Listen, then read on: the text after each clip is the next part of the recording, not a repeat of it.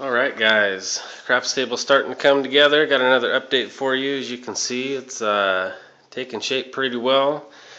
Since the last video, I think the last one I had this one kind of clamped and gluing the inside piece here. Ended up getting both outside pieces and both the inside, the 11-inch, on these curves glued together. That was definitely the most time consuming part.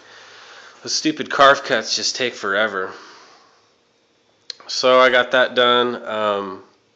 Everything's kind of lining up pretty well. It's definitely not perfect, but good enough for me. So I've got the end pieces here cut, and they're clamped on, glued. Got the pipe clamps on the bottom and the brad gun all the way across the bottom.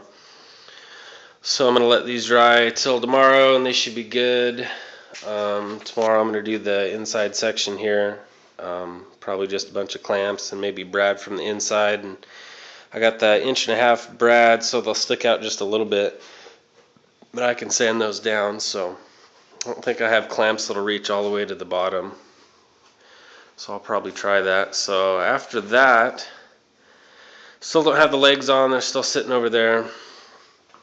That might be tomorrow as well. And then I still got to figure out what I'm going to do for the side, because I was going to do like a little design, a little cutout on each side there, kind of similar to what a real craps table has. To really do that, I'm going to have to set it up on its side and then just use the jigsaw and cut it out. I guess I could leave it flat like that, but that'd just be more money in chip rails. Speaking of chip rails, they came in. I don't know if this was in the last video, probably not. So these corner sections, I think, are $25. They have the straight sections, the 4 feet. Oh, where the hell are those at? I think those are $25 or something like that.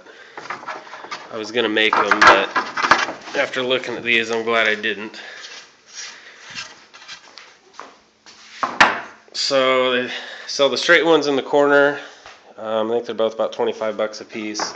They have this lip right here for the green bumper, like the 4-inch bumper or whatever. I guess it rides in this thing and goes down. I'm not actually going to do that. The casino crap tables have that, but that was just more money, and then I don't know the exact dimensions and how high to do the walls, so I didn't do that. So basically what I'm going to do is kind of line these up, figure out what the spacing is in between, cut one of the straight sections, and then kind of half-ass glue it and clamp it together.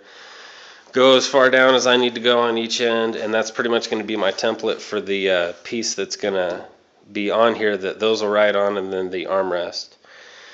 The radius on these are different because, as you remember, mine's a 12-inch radius on the corners, which is what I read was what a normal craps table is.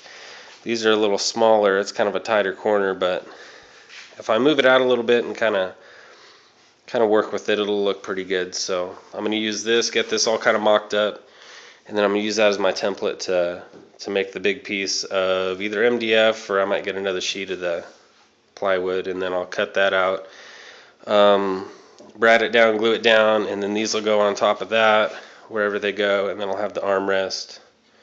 I don't know how long. I haven't got the vinyl for that either, so I'll probably do that once I get it in the house, once I get the sides cut, legs on, boxed in, all that good stuff.